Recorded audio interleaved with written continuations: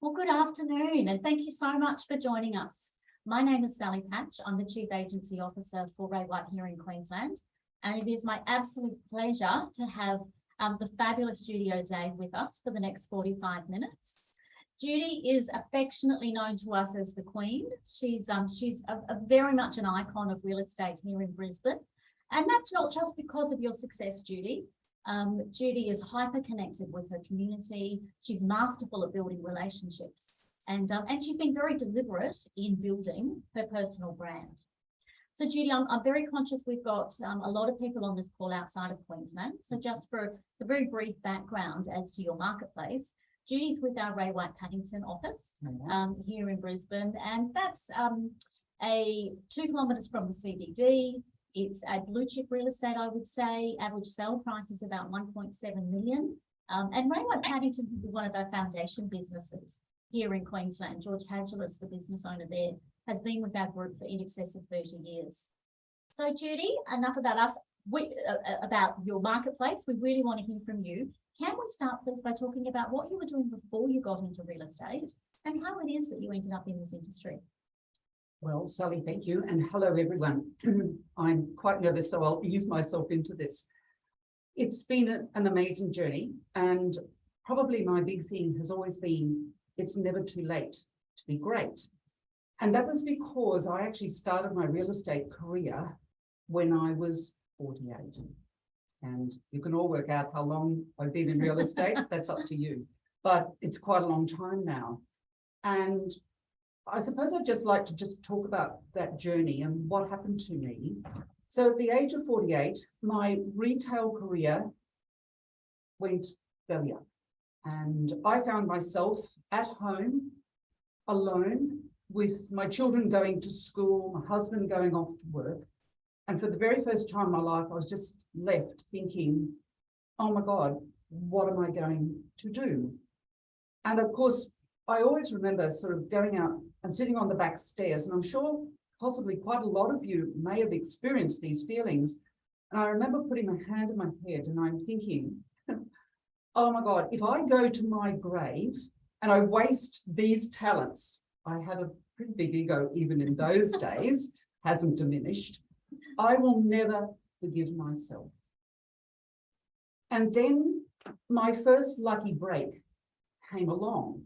And that was in for the person of Nick Hankless. And he had a boutique agency, and it was just at the end of my street. And I had to sit and analyze. So I just started there, and it was like learning a whole new language, Sally. I didn't even know what a presentation or an appraisal was. I didn't even understand the language. But today, I'd really just like to talk about my journey and talk about the 3 things that I had to learn. I also understand, I think you get to a certain age where you realize that you've got certain goals and you've got certain talents, and you've got to work out fairly quickly, what was I doing wrong? And my number one thing was that I had to become a sponge. I had to realize I had 2 ears and 1 mouth. And that was a bit hard for me. Anyway, I started all the training and I started to observe and learn, number 1. Number 2 was, in this game, I had to work out that people were more important than the buildings. And I'll tell you just a funny thing, a side thing. When people come to me and say, oh, I'll be fabulous in real estate because I love, buildings and I think, I don't say anything, but I say, no, you won't. You should be an architect or an interior designer. It is about the people and building those relationships, because that's the negotiation that you're going to have to do. So that was number 2. And then, of course, number 3 was, how do I make this little Judy stand out from the crowd? So that was sort of where I found myself at the tender age of 48, and the big lessons I had to learn in life. So, Was that yeah. a really big leap, Judy? I mean, you've mentioned your age several times. Oh, yes. Was it really quite confronting to have a change of career at Oh. that stage in your life? Look, I think in your 40s, a lot of things can happen to you. A lot of people have spoken to me about this. It's really a very tricky time. Sometimes it's a change of partner and, you know, it's often a change of job. And I think if you aren't prepared to open yourself up to learning, you know, new pathways, then you could be stuck there forever. And it was something, it's horribly confronting. And when people come and want to talk to me about it, I think, oh, how do I advise you? And this is a little bit of the lessons for me. You said to me when we were talking about this last week, you said you had a secret weapon. Okay, so I worked for Nick Pinkless for about 1.5 years, diligently. Oh my God, was this hard? I worked 7 days a week. And at the end of that time, I felt I had a platform to bring on an assistant. And that assistant is really my secret weapon. And that's Michael Kleinmeyer. And Michael is 17 years later, still there with me. And Michael has been my secret weapon. How do you find a secret weapon, or how do you find an assistant? Now, I've learned something, and that is that they need to be compatible with you, but also to have a point of difference. You still want to be able to have a drink with them at the end of the day. If you don't want to have a drink with them at the end of the day, they're probably not right. Yeah. But Michael had no background in real estate either. Oh my God, were we green. We were so green. So you're green together. We were so green together. And I make these funny comments about how we used to go, you know, well, I know that the lesson is never practice on your clients, but I guess we did practice on our clients to a degree. And I'd come out of the presentation and Michael was always there. Actually, Michael is still there. And I would turn to him and I'd say, oh, quick, score me. And he'd say, 4. And I'd go, oh, no. And he'd go, oh, okay, 6, because he'd see my crumpled face. And we started a training program together, and we would just train a couple of minutes, 10 minutes, 15 minutes every morning. And we got better and better. And what that did was build my confidence. And I also learned another big thing that was really important to me was probably having structure gave me freedom. And I'm a bit, as you can see, I'm a bit of I think I've always been a bit random in the things that I've done. You know, I've been over enthusiastic sometimes, and I've had to learn to curb that. I've had to learn to be more structured in the way I control and run my business. And that's actually given me freedom. Can you explain that? Because it seems contradictory. I learned to be, I guess, to have a program. So what we learned from some of the trainers, like Michael Sheargold and all the training we did, was actually have a weekly program. And, you know, James Tosterman was a wonderful person. I'm probably talking about people no one even knows about now because we're way back. But I listened to these people and I learned from them, and they would actually have structure in their business. So they might be, for instance, in the office in the morning, which I always am, and all my appointments are organized after 12. And I call it out in the field after that. And that has given me structure. You know, there's certain days where I do the client nurture calls. You know, Nurture Cloud, I'm working my way through my cloud. I've promised Mark 5 calls a day. That's the structure, because that once I do that structure, it gives me freedom. Does that make sense? Yes, it does. That makes sense. Judy, I want to talk about relationships, forming relationships, because I genuinely believe that this is your superpower. You are effortlessly charming. You were genuine. You were sincere. Tell us what's that journey been like? How have you built such a deep connection with your community and your clients? Well, that's a little bit of a long story. Let me just start with what my retail career taught me. They taught me never, ever, ever let a client go. So one of my favorite things of real estate is open homes. Now, I love open homes. I run them very professionally, but I absolutely adore them. So people come in, and my lovely assistant, who's also my daughter, third person in our team, Harriet, actually stands beside me, and because we'll probably stand in front of 100 people, you know, over the last 2 years, probably even more every Saturday. And I get a bit scrambled. So Harriet sits and stands behind me, beside me, and we take notes.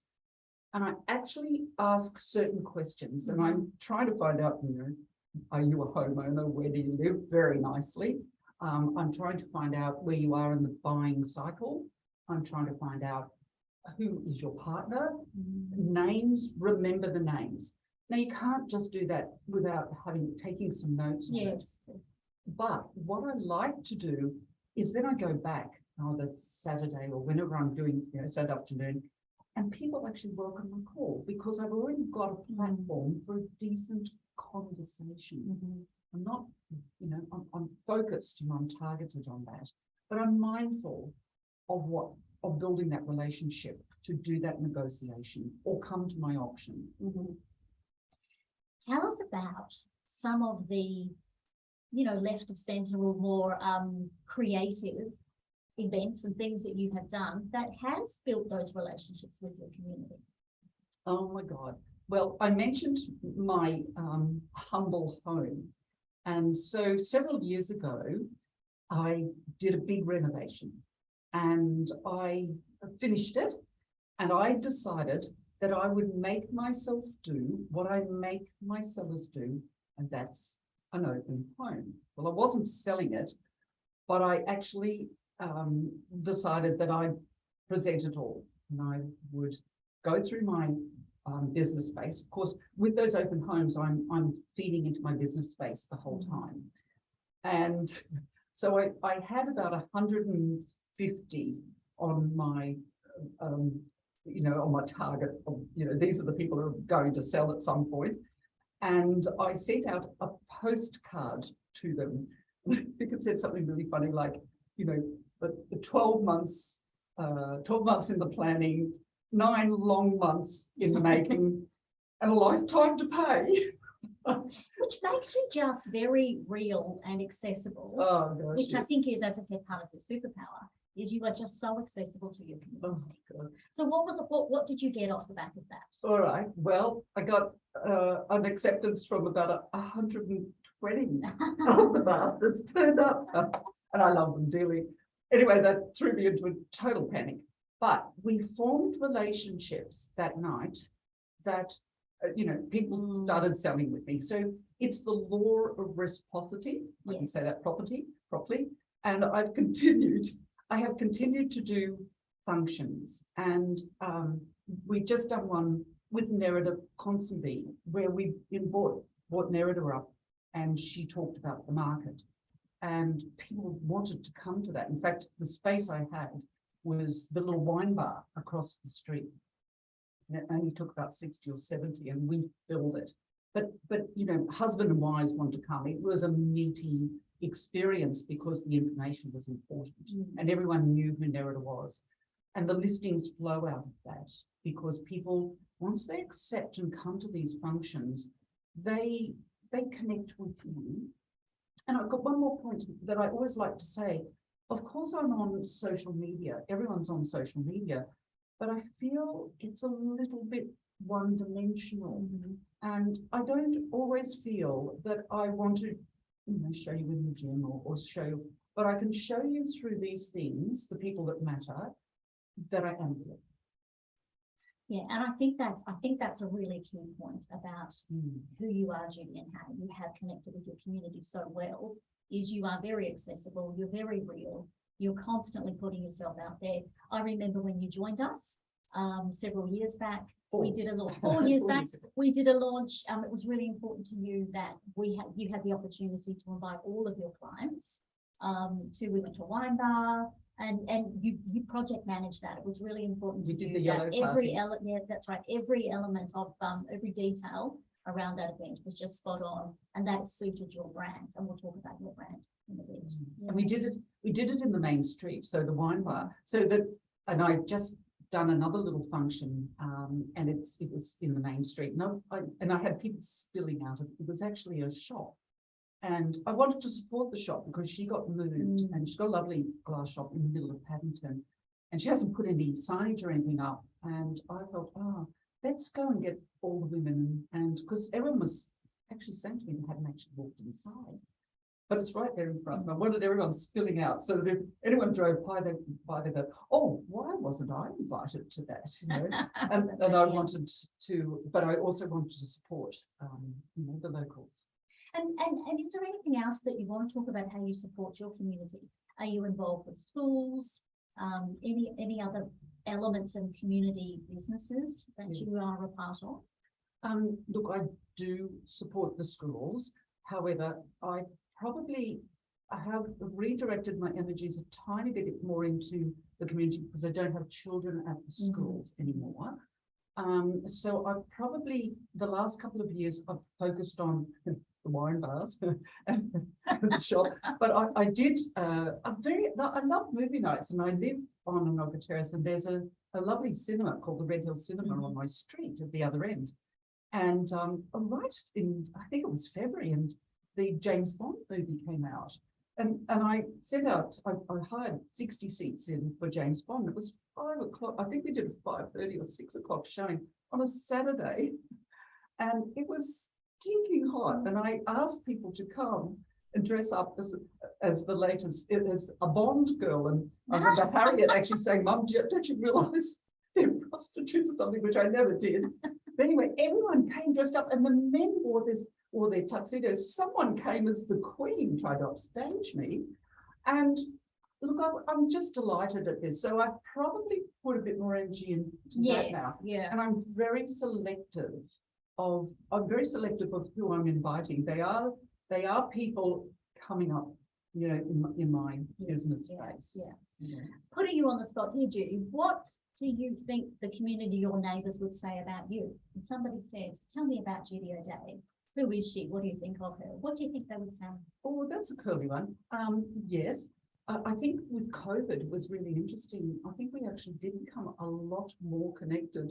But one of the funniest things I've done, it was written about, was I actually had an area under my house because the kids have left. And I've been putting my cellars there because I've had cellars. I did an auction with 14-day settlement. It was the first time I did it with a 14-day settlement, and we got the price up to 3 million or whatever it was, and oh God, it took me an hour and a half to do this auction. And an hour and a half. Yeah, Justin Nicholson was there. He never left my side. It was on a Wednesday, and it was tricky. We won't go into that one. But what was really interesting was I went home that night and I thought, oh my God, I've made them take 14-day settlement. And I rang them the next morning. I knew this would be the case, and they were crying on phone. No, Judy, we love the price, but we've got nowhere to go. And I even love the cat. And I said, no, I know where you're going. You're going downstairs in my house. And I've done about 3 of those now. This is extraordinary, Judy. I remember hearing this when you joined us and thinking, I must have misheard that. I mean, how many agents out there have buyers or vendors living under their house? That's just extraordinary. Well, I've got someone whose house I'm about to sell down there at the moment. It's a nephew. And so, look, it's lovely. I don't mind. I'm very, I'm cool about that. It speaks to your authenticity and your connection, your genuine connection for, to the community. And you've got to have a sense of humour too. I found it really charming. I mean, you form relationships with people, and then you listen, and things, you get involved in their lives as much as you can, or from my side as well. I still have to have a life as well. Yes, of course. I'd like to talk about how you built your business now. I mean, you're in excess of 15 years in this industry. The last financial year, you achieved Chairman's Elite with the Ray White Group, which is the top 3% of the group, which is just extraordinary. Chanel number 5. Congratulations, Chanel number 5. So how have you built your business? You've got fabulous longevity in your team. I mean, Harriet probably can't go anywhere. She'll get in trouble. But, you know, can we talk about that? How have you built your business? What actions and what has that looked like over the past 15, 16, 17 years? Obviously, you cannot do it all. So and Harriet's here in the room right now. Harriet is my daughter. We have formed a great relationship, and I just love having Harriet there. Michael is like my son. So you become a very strong family unit, which is what Ray White's all about. And we're very happy to be a part of that family. I think you need to understand how to resolve disputes within your team. I have what I call a WIP meeting every single morning, just to keep us on track and make sure we cover up on things. I am a bit of a control freak, and Harriet's nodding wise a lot. So you just have to learn to let it go. But I do enjoy, working through everything. We are looking at possibly a fourth person in the team. That's going to be interesting as well. And we, when there's no looking back. No. And I imagine, Judy, given the longevity of your team, Harriet's your daughter, Michael is not somebody's like a son to you. Oh, definitely. It may be very challenging to get the right person to fit into that team. Well, that'll be another interview, won't it? Yes, yes. That's another story. Yeah. Tell us about some of the activities and things that you did in the early days to build your business. I know that you may have had some contact with Tom Panos. All right. Well, my Tom Panos story is really fun. I suppose there's some really big things like the doing the house and the open home. That was hilarious.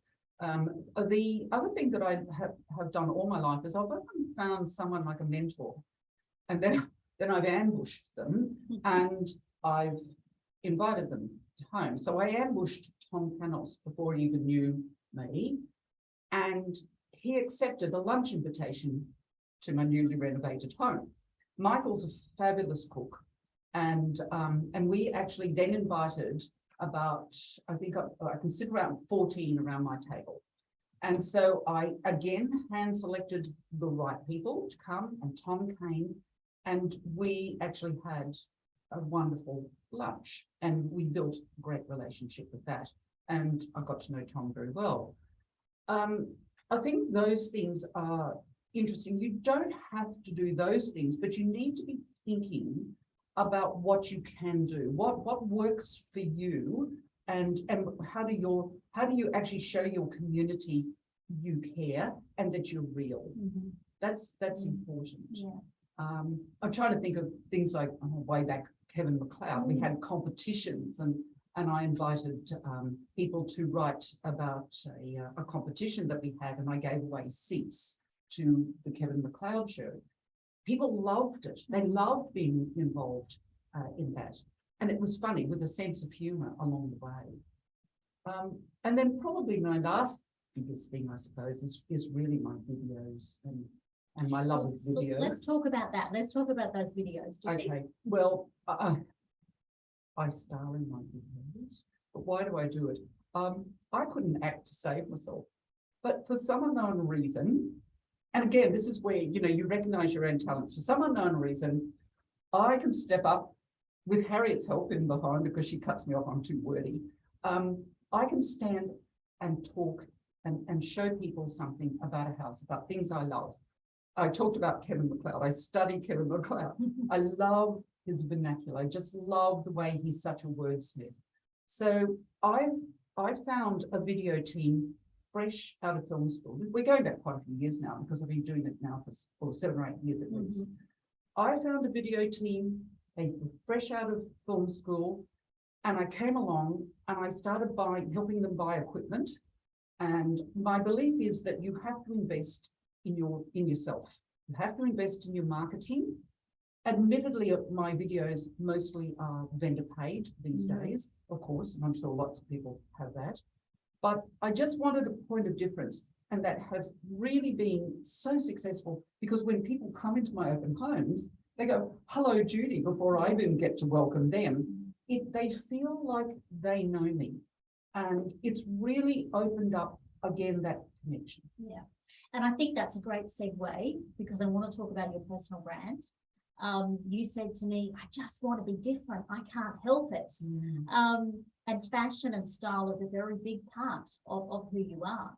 So let's talk about how you've developed your personal brand. I know corporately at events that we go to, the ladies, not necessarily the men, but we make a beeline in the room for Judy to see what beautiful frock Judy's got on at that particular event. But you have got a very distinctive style and personal brand, and your video is playing to that as well. So can we talk about that? Certainly. So look, I always just say, fashion fades, but style is eternal. Anyway, Harriet's, they go, oh, I don't know about that. But my fashion background, of course, is something that I've used along the way.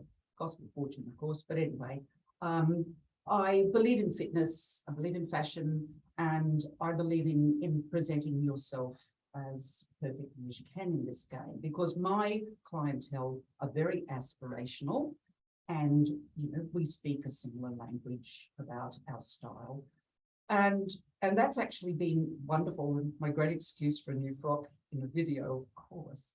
But I think it's really, it's just been a part of my power in some interesting way, and my confidence. So where does that leave me? Is very plastic, I suppose. But anyway, that's a part of my, my being. And you've got to work out your being. I also we don't arrive in suits and things. Michael has his style, which I've always allowed him to have. Harriet has her style. She's got the fabulous police boots. I'm calling them on today. It's really about your style and your confidence, and I really think that's very important. But I'm always listening. 2 ears, 1 mouth. Yes, yeah, I love that expression. Love it. So Judy, you said, and I think your focus on standing out and being different and being unique started maybe way back when you joined real estate, and you said to me there was more than one Judy in the marketplace. So you had to have a point of difference from everybody else. Oh, this was hilarious. When I came to Paddington, there were 2 other Judys, and I thought, oh my God, how? And they were quite established and well known. And I'm thinking again, how do I make this little Judy stand out? So I started this thing where I would say, hello, I'm Judy O'Day, and I still the habit. I still do it to this day. But people started mimicking me, and I thought, well, at least they're listening. And that actually is quite a funny thing. And the other 2 have gone, and I'm still there. And now you are the queen. Oh, I don't know about that. But anyway, once again, look, I've got an ego, and I think that's wonderful. And thank you very much for the recognition. What do you think that you took? What skills and learnings did you take from customer experience in your previous career in fashion? Okay. What did you take from that has really helped you with your career in real estate? All right, I love that question. I can tell you exactly what it is. If you've got a customer, I love a challenge.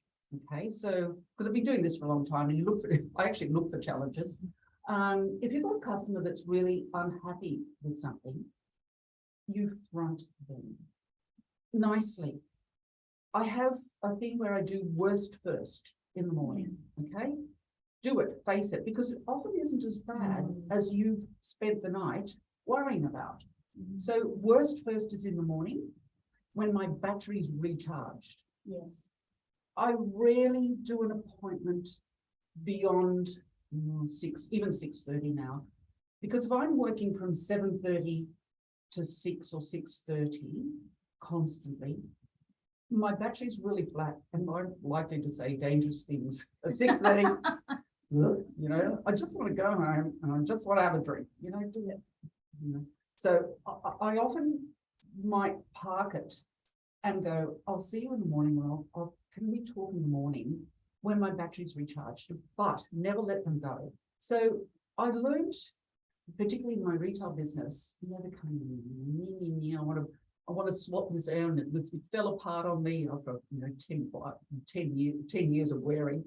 But that you want, those people can often become your very best clients. So that was a challenge for me to actually turn those clients around. A seller that has been really unhappy, things have gone wrong. Things still go wrong. Photographs weren't right. You can put it in the order they wanted.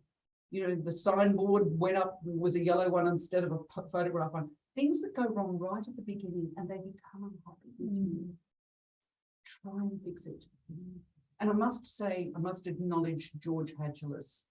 I am going to say that George Hadgelis has really looked after us. He is an experienced, wonderful, lovely principal.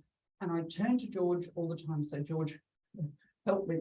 And George comes and picks up the phone. He is also not afraid to pick up the phone and talk. No texting, no emailing, talk to them.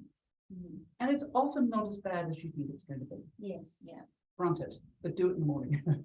I love that. I love that. And I'm going to take that away from today, Judy, about doing what you don't want to do first thing in the morning. What's the most challenging? Worst first, face it. Oh my God, the nights I've laid awake, 2 a.m. in the morning, which is the first time, and you had that conversation over and over and over in your head. And then you pick up the phone in the morning and they go, "Oh, hello, Judy. Goodness.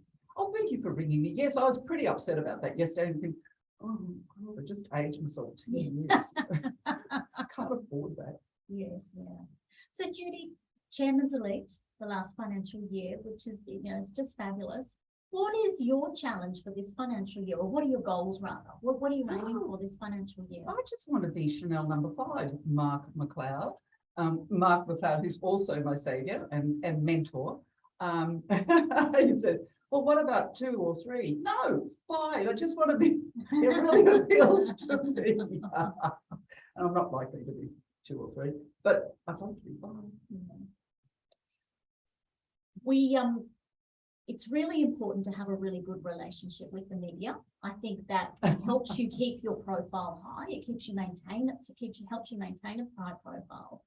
You have got a great relationship with the media. And I know when you joined us, you knew Alex Tilbury really well. So that was testament to how much you invested in a relationship with the media. How have you done that? What's so important to you about that? It's so easy. They want a story.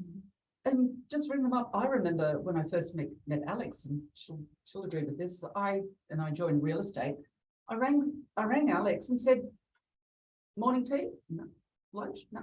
Afternoon tea? Yes." And I did invite her home. Not that I have a grand mansion of a home, but I don't know. That's sort of home is where the heart is. We're selling homes. So I invited her to afternoon tea. She was available. And we've just great friends ever since. And they want a story. But I always pre-frame it and say, it's okay if you can't use my story, that's fine. It's they're looking for an angle. And and the story, tell me that one. What did I miss? Oh, yes. And the stories, Harry's reminded me, it's not about me. The story is about the people or the house or the architect or just something that you think is a little bit unusual. The journalists need it. Feed it to them. They do, and make them your best friend, as Alex says, because they do need that, and they will keep coming back to you, and it's a full circle. And as Harriet said, it's not about me, it's about them. It's about them, and whatever that story is, that angle, and just try and find a little point of difference in that angle. That the media will go, "Ah, I love it, here's someone who's renovated all this," or I'm just trying to think of something unusual, but there's heaps of things in any story. That's right. It's not just the highest sale price or the worst house in the best street. It's about the people. Something interesting about the people that's going to be of interest. Or could I just talk about that for 1 second? Look, I don't want to do business only if it's a $2 million. I will sell you. If I want to do business with you, then I think that, and you're a nice person, I want to do business, but I want to do business. It's not about the house. It's about the people that you're going to do business with. And I've got a bit of a funny one sometimes when I'm a little bit challenged by a seller. And I decide I'm going to challenge back because it's 6:30 at night, and and I can pick them. I go, what do you? Oh, and what do you do? I know they're going to say they're an accountant or they're an engineer or those terrible people, and I go, well, you need me. Probably thinking of need a drink. You need me, and they go, why do I need you, Judy? And I go, because I'm the heart and you're the head. Let's work together. And it really throws them. And usually the wife's sitting there, and she'll fall off a chair with laughter about, the engineer that wants, I want this, and I want that, and I want that. And I go, it's about the heart, it's about the home. Yeah. And I'm trying to understand them and give them another dimension. Do you think that with all how much you invest personally into building your profile and your brand, do you think that you leverage that for your vendors and for their marketing campaigns? Oh, absolutely. And it's experience and hopefully enthusiasm and knowledge and just guiding people properly. But you do have to invest. I mean, I do still invest in, when I see someone, because we have people having to get, I have a team that gets your house ready for a sale. I have, the marketing and the video team. I usually stage every single property that I do. So the investment can be quite large. Obviously, I'm starting to work with a lot of downsizers that have got beautiful homes that they haven't touched in over 20 years. And I've got to start nursing them through getting it ready for the sale. And so I'm happy to invest in helping them do that. I think so. So are you finding that the demographic of your sellers is changing because you've been in real estate now for so long, and they are loyal to you, aren't they? They certainly are, and that business could be a little bit recession-proof. Yes, yeah. So I'm getting to an age where I feel quite comfortable with them. I don't know about Harriet and Michael. But, going to the gym, making sure I can bound up and down those stairs still, I'm good. Well, that's really important. How do you invest in your wellness and your health? Oh, that's a big one. Look, and here's another big story. I actually had a stroke when I was about 33. And so I recovered from all of that. That's another story. But I recovered from all of that. And then I have always maintained a trainer and my health. I actually train, I probably do 4 sessions, well, because I've just come back from holidays, but I do 4 sessions a week, and also I can't afford to let that wardrobe go beyond size 10. That's a lot of money. And so I do invest in that. And look, it's been fantastic. I'm a beautiful trainer, and I've had several throughout my career. I wear them out. It's so important. You could be going 7 days a week in this business, and it is really important to carve out some time that's not negotiable for you and mental health, physical health. Look, it does take over you. I think you've got to be happy in what you're doing, and I feel very successful and very blessed for being able to do that and achieve my goals at the expense of the fact that I can no longer cook or hardly boil water, or it's rendered me a bit useless in certain areas. But I always think, well, I guess I can pick those up along the way. But I enjoy my audience. Yeah, absolutely. Now we are getting close to time, Judy, but I did want to touch on auctions. How important is auctions to your business? I'm the auction queen.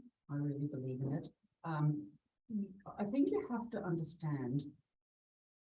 It's very important to understand how auctions work. And I think a lot of, dare I say, agents possibly don't really understand what's involved. It's taken me a lot of years to do that. And I have to say that, working with the people in my past, they were very, very good at auctions, and I really studied the process. So I have become very, very confident in that process. I really love selling houses without a price. I really don't like, I love, as you can see, I love people coming in and falling in love with something. It's a bit like me putting on my jacket and not seeing the price tag and then going, oh, and then walking away. When I look at the price tag, I'm not paying that. And then I walk out the shop door and I think about it and I think, oh, yes, I am. And, you know, that's really what happens in a home. And I think people, I don't want to be having a phone call and having a discussion about price before they even, and that's just the beginning of it. And then there's all the things about, you know, again, 2 years, one mouth, I had to learn, and I've had to form the relationship with those buyers and those sellers. And once you do that, the sales will flow. Now, it may not flow at the auction. I understand that. We're going into a different market. But learn, and I'm coming back to now my beginning of my speech, learn that relationship between buyer, seller, and myself, and your sales will flow. Thank you, Judy. Thank you so much for being such a great supporter of women in this industry. And personally for me, being such a great supporter of the Leading Ladies community that we're trying to build. We had a Leading Ladies breakfast last month, and we had a fabulous keynote speaker there called Julie Cross, and she was this little ball of energy, and Mrs. Sparkles is her stage name. And that I think is about, the reference to Sparkles is about how you turn up, and it's about being, you know, energized and positive, looking for the positive in everything rather than dwelling on what went wrong. You know, it's what do we learn from that and what can we do better? And I've got her book, and there's a quote, and there's a quote in there that I like, and it says, "Own your sparkle, go forth and be bold, and remember, you don't always have to do what everybody tells you." And I just think that is you to a T. I think that sums you up. You are Can I add one more sparkling, thing? yes. And you never know who you might meet. Well, that's true. And that's what I think. Yeah. I'm going to put on my best frock, do the hair, do the makeup, because you never know who you're going to meet. Thank you, Judy. Thank you, everybody, for tuning in. Thanks for joining us, and we hope you've enjoyed the last 45 minutes. These we will be doing these webinars monthly, and there will be details of our August event out very soon. Thanks so much for joining us, and have a wonderful rest of your day. Thank you.